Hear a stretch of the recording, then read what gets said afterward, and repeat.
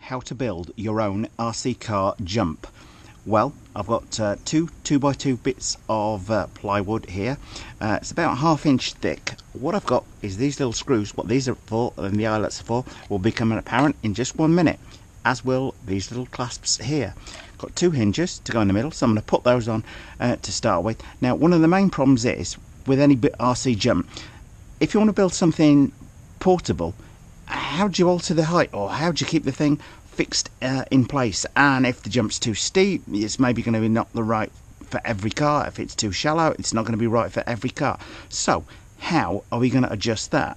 That is where these items are going to come into play. So I'm going to put the 2 hinges on and show you how to build your RC jump. Okay, from the outset, to stop you making a few mistakes that I did, first of all, when you're putting the hinges on, you want to make sure you're putting them on the side that they fold up nice and flat, so that this whole thing can fold up flat and go in your car trunk. So I've just had to take those off to put them back on.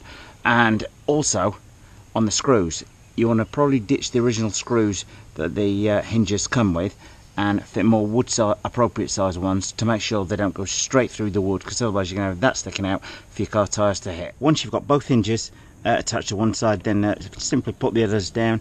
Just going to use 6 of these small screws again. Truth, if all has gone to plan, this should simply fold flat like that. That's all you're going to be going in the back of your car. How easy is that? Now, this timber I bought a stock, 2 2x2 sheets. I'm not sure if you can get that everywhere in the world, but here in the US you can. You're not even really going to, you don't even need for the rest of this project, as you will see, a cordless screwdriver. Definitely helps, so you don't need a saw, anything fancy like that. Cordless screwdriver does help. It's coming together, but the obvious thing is, if you're just going to leave it up like that, it's simply going to fall down on the floor. So you want to be able to fix it up right at, say, that angle. Or hang on, do you want to fix it up at that angle, or even that angle, or maybe just a very shallow angle like that?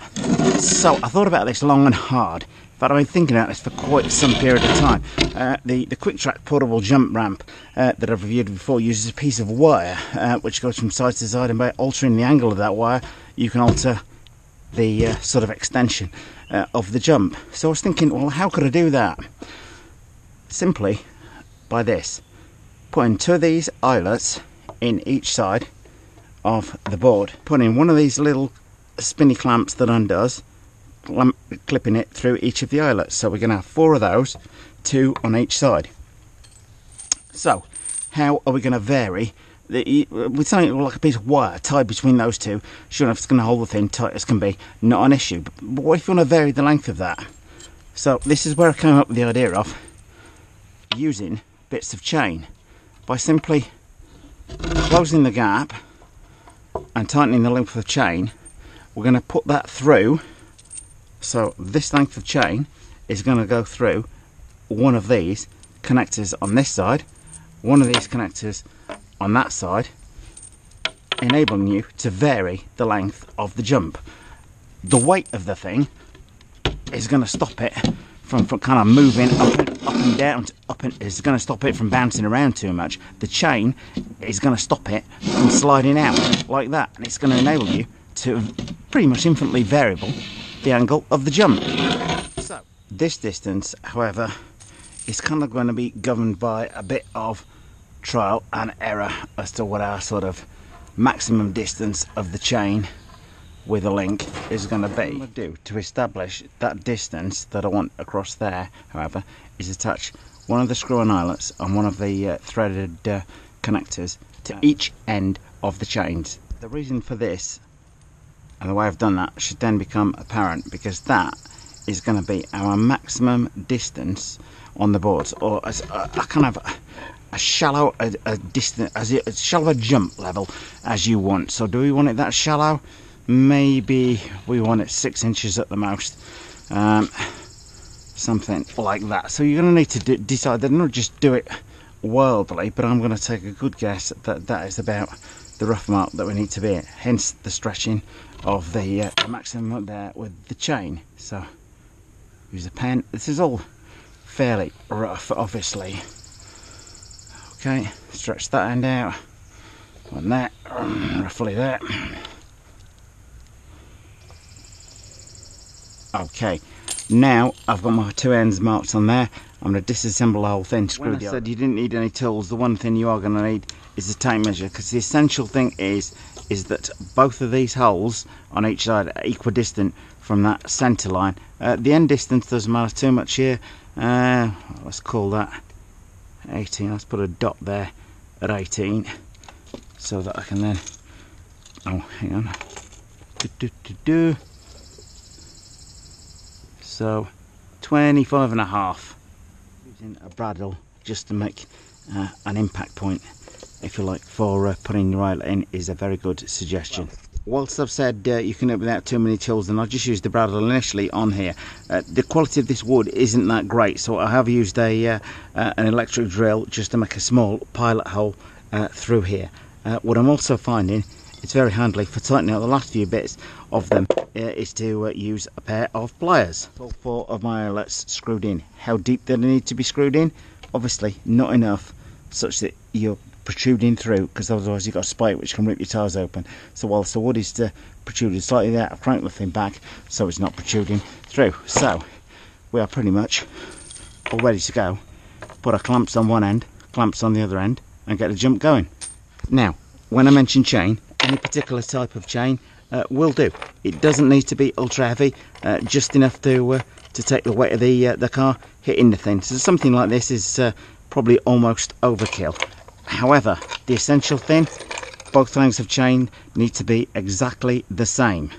Now this one looks on the right, looks slightly longer because I've got a little clip on here, but if you take them apart, you'll see they're exactly the same. Hence the need for them to be the same distance each side, so that everything is nice and level when you tighten them. So, moment of truth.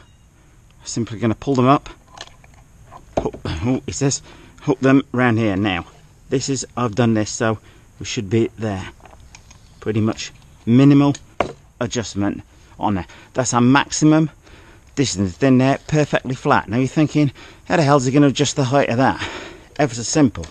We're simply going to take these out,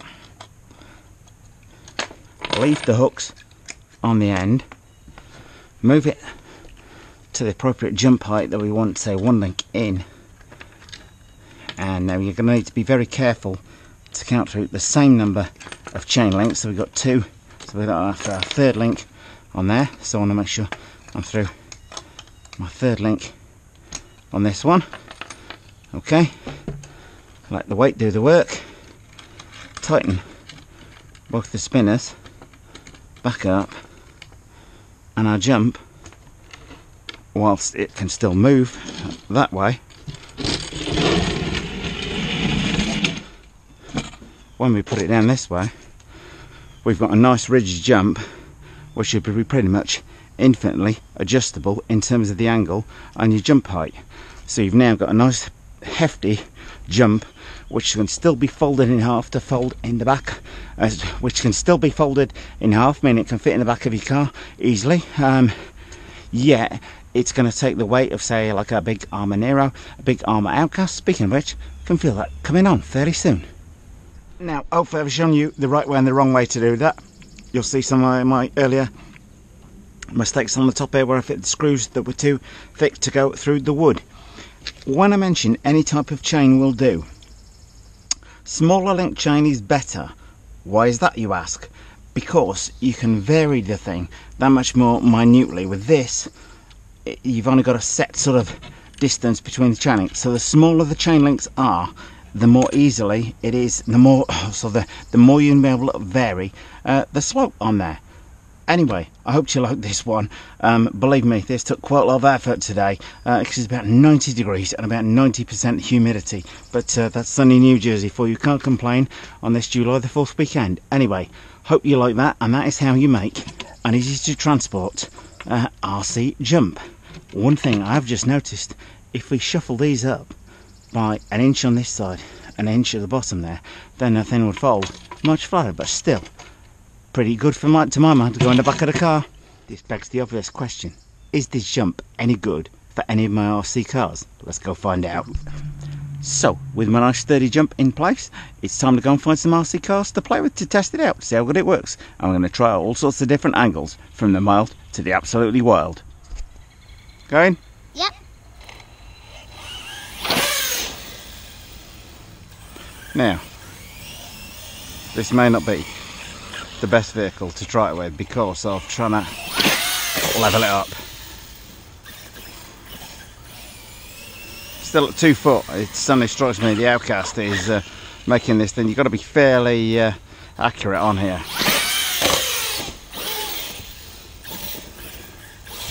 I will go out in a second and get the Typhon buggy, which is kind of what I'd built the thing for. I'm going to up the game a bit and tighten it in by a link or two and see how we get. Increase the steepness of this a little bit, so just feeding the power in here. And I think we can safely say the Outcast is maybe a little bit too wide for this. But it's the principle I was working on. You could build one of these. Oh! Small target, obviously aiming up for the Outcast here.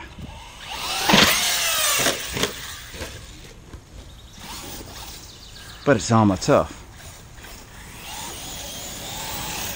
Okay, I think this might be a little bit too wide, a little bit too close to the size of the jump, so I'm going to get the Typhon out and try that instead. On the jump, the armour Typhon, which is more kind of a thing I had in mind from. Just look at the difference in the width of the wheels on there. Outcast versus Typhon. So more the car I had in mind when designing the jump. This is my second armour Typhon. However, the front tyres are absolutely shot to pieces, but it's much more in proportion.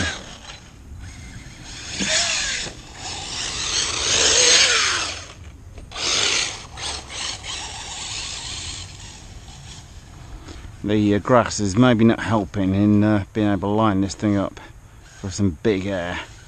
No, we're getting too much wobble around here, but I am seeing glimpses of this thing's potential, and this has 30-40 foot jumps written all over it. But not today though. Not unless we put it on the tarmac. Okay, it's a little bit proving a little bit easy on tarmac on here. Ooh, he says, and then we completely stuff that. So, how to make an RC car jump. As you might gather, it's just about to pour down with rain here on this lovely hot sunny day in New Jersey. It's about 90 degrees and it's raining, but there we go. Anyway, this thing is absolutely rock solid. With a little bit of driving, I'm sure this thing could jump and other cars could jump amazingly on here. A 4 foot wide one would be utterly brilliant for something like the Armour Outcast, and I may make a 4 foot wide one up as yet. But I hope you got the basic principles of this thing. Avoid the mistakes I'll make, and you will build a rock solid RC car jump that's fully portable, that you can stick in the back of your own car, that will handle big buggies, big trucks, etc. Well, I hope you liked this video. If you did, please subscribe and share with friends by all means. Well, if you like this video, then please do subscribe. And if you want to buy your RC gear, where I buy mine, buy from F&M Hobbies in New Jersey. Many thanks for watching.